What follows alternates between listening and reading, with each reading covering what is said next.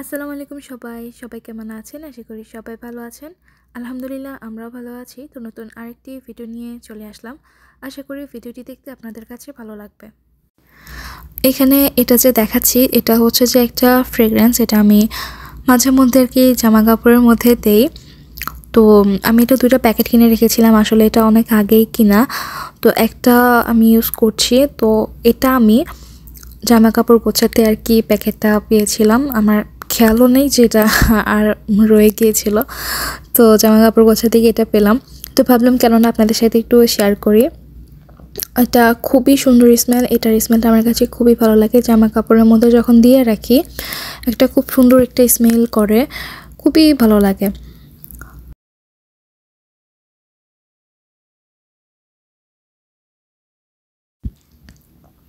এখানে এখন দুপুরের জন্য রান্নাবান্না করে নিচ্ছি। আমার হাজব্যান্ড 2-3 দিন আগে বাঙালি দোকানে গিয়েছিলেন, তো ওইখানে যাওয়ার পর উনি মানে ফ্রোজেন লতি দেখলেন, তো নিয়ে আসলেন আর কি। এখানে আসার পরে ক্যানাডাতে আসার পরে সবসময় যেহেতু এখানে সব কিছুই ফ্রোজেন থাকে, তো ফ্রোজেন লতিগুলো যখনই আনতাম দেখা গিয়েছে যে ভিতরে মোটা মোটা থাকতো না। এগুলো মানে মোটা লতি থেকে চিকন লতিগুলো কিন্তু বেশি ভালো লাগে, কিন্তু সবসময় যেহেতু মোটা লতিগুলো থাকে ফ্রোজেন পাওয়া যায়, কিন্তু এবার দেখলাম যে চিকন চিকন লতিগুলো এসেছে আর এত বেশি সুন্দর ছিল, কি বলবো, আমার তো দেখে খুব বেশি ভালো লেগে গেছিলো।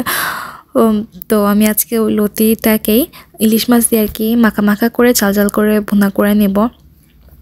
লতিগুলো খুবই চিকন ছিল, আসলে আমি যখন ফ্রোজেন প্যাকেট আর কি প্যাকেট থেকে বের করে লতিগুলো পানিতে ভিজিয়ে রাখলাম, তখন মনেই হচ্ছিল না যে এগুলো ফ্রোজেন, একদমই মনে হচ্ছিল যে ফ্রেশ নিয়ে এসেছি, এনে কাটাকুটা করে পানিতে ভিজিয়ে রাখছি, এরকমই মনে হচ্ছিল। তো যাই হোক, দেখে তো খুবই ভালো লাগলো।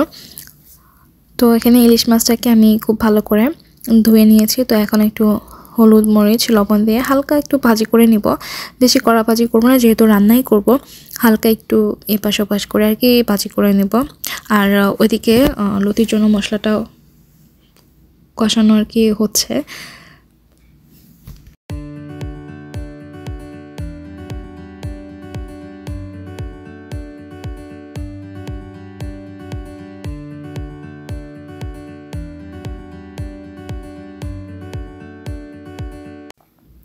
মাছ ভাজি করতে করতে এখানে আমার মশলাটাও কষানো হয়ে গিয়েছে। তো এখন আমি অল্প পরিমাণে পানি দিয়ে মশলা সহ আর কি মাছটাকে একটু কষিয়ে নেব। এরপর হচ্ছে যে আমি লতিগুলো দিয়ে দিব।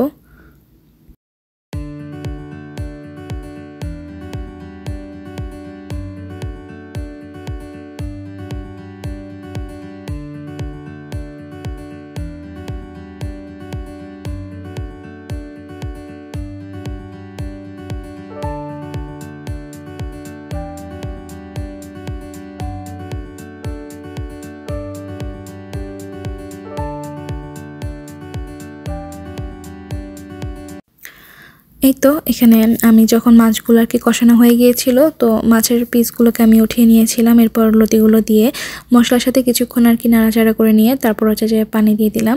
পানিটা যখন কিছুক্ষণ ফুটে উঠবে তখন আর কি আমি মাছগুলো দিয়ে দিলাম।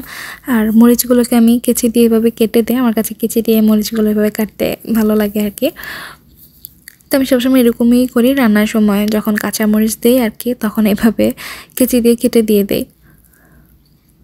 তো এদিকে রান্নাবান্না শেষ, আর এখানে আমি সন্ধ্যার পরে খাওয়ার জন্য আর কি ফ্রাইড চিকেন করব। তো চিকেনগুলোকে আমি ম্যারিনেট করে রাখবো। এই চিকেনগুলো ম্যারিনেট করে আমি বের হবো আজকে, মানে সিরাতকে নিয়ে একটু হাঁটতে যাবো আর কি। আজকের ওয়েদারটা খুবই সুন্দর, খুবই ভালো, তো ভাবছিলাম যে চিকেনটা ম্যারিনেট করে যাই, ভালো হবে, কিছুক্ষণ ম্যারিনেটও থাকবে, খেতেও ভালো লাগবে। তো এখানে আমি চিকেনের মধ্যে আদা রসুন, তারপরে হচ্ছে যে একটু 1 টেবিল চামচ সয়া সস, এরপরে জিরে গুঁড়ো, ধনিয়া গুঁড়ো, তারপর হচ্ছে যে মরিচের গুঁড়ো দিয়ে দিলাম। আর এখানে আমি যেটা করছি আসলে এটা আমি একটা ইউটিউবে একটা রেসিপিতে আর কি দেখেছি যে দুধ দিতে, লেবু দিতে, তো আমি একটু দিয়ে দেখলাম যে দেখি কেমন লাগে। তো আমি এখানে একটু দুধ আর হচ্ছে যে লেবু দিয়ে দিলাম, দিয়ে এগুলোকে খুব সুন্দর করে মেখে আর কি রেখে দিব। আমার হাজব্যান্ড উনি কাজে, উনিও সন্ধ্যার সময় চলে আসবে, আস্তে আস্তে 7টা তো বেজে যাবে, তখন আর কি একসাথে ভাজি করব।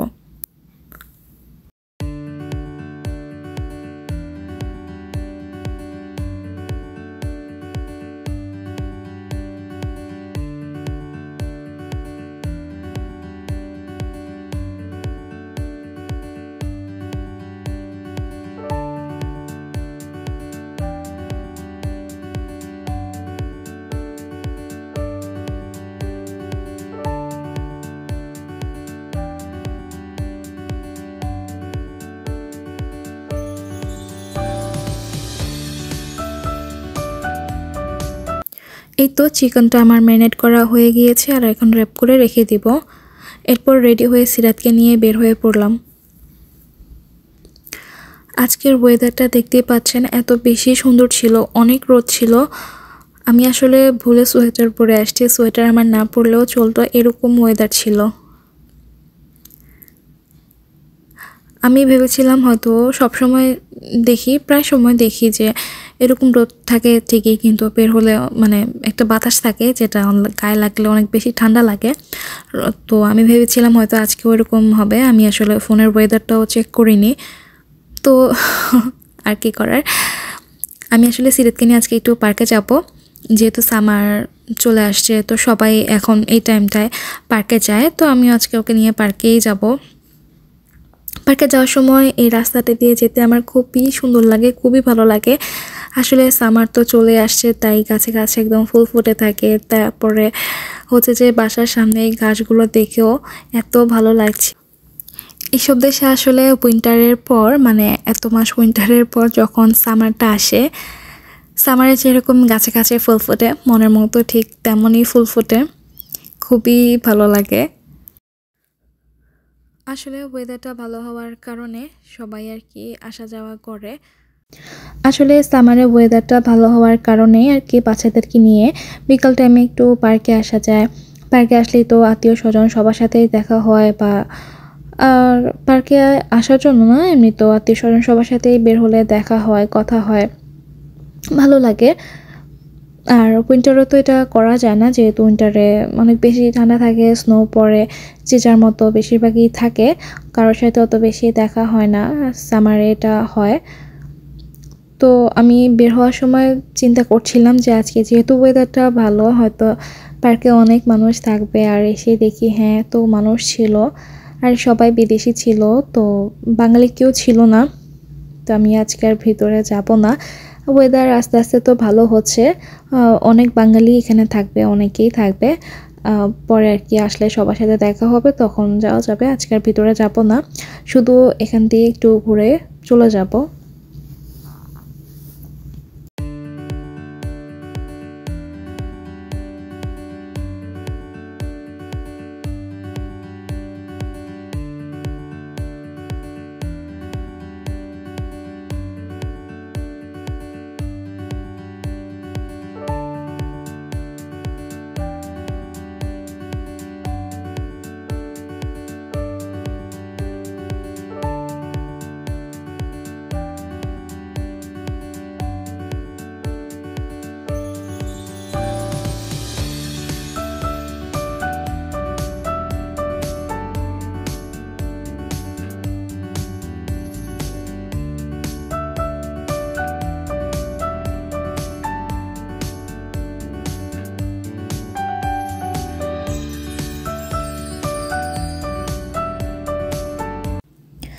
হাঁটাহাঁটি শেষ করে বাসা যাওয়ার সময় দেখলাম আমার এক নানু আর এক আন্টি, ওনারা গার্ডেনে কিছু কাজ করছেন। এটা পুরোটা একটা গার্ডেন, এটা একটা সরকারি গার্ডেন, তো এখানেও ওনাদের গার্ডেন আছে আর কি। তো সামারের জন্য সামার চলে আসছে, ওনারা গার্ডেনে কাজ করছেন, গাছ লাগাবেন। নানুর সাথে কিছুক্ষণ কথা বললাম, তারপর নানুদের বাসায় চলে গেলেন।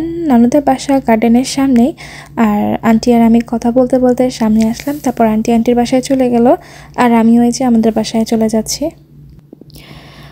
ওয়েদার ভালো হওয়ার কারণে এখন বের হলে সবার সাথেই দেখা হবে, কেউ গার্ডেনে থাকবেন, কেউ পার্কে আসবেন, আর রাস্তায় বের হলে এখন সবার সাথেই দেখা হবে।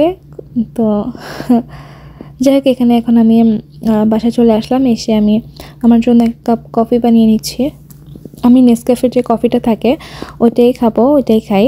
আর সাথে কফি মেটও দিই। আমার কাছে কফি মেট দিয়ে কফি খেতে ভালোই লাগে, যদিও কফি মেটটা খাওয়া এত বেশি ভালো না। কি করার, সবসময় তো আসলে কফি খাই না, মাঝে মধ্যে খাই, তো কফি মেট দিয়েই খাওয়া হয় আর কি।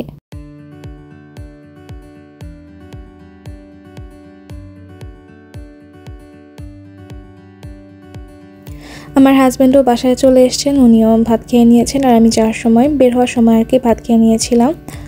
খাওয়া দাওয়ার অনেকক্ষণ পরে আমরা আর কি রেস্ট করেছিলাম। তারপর হচ্ছে যে এখন চিকেনগুলো ভেজে নিব।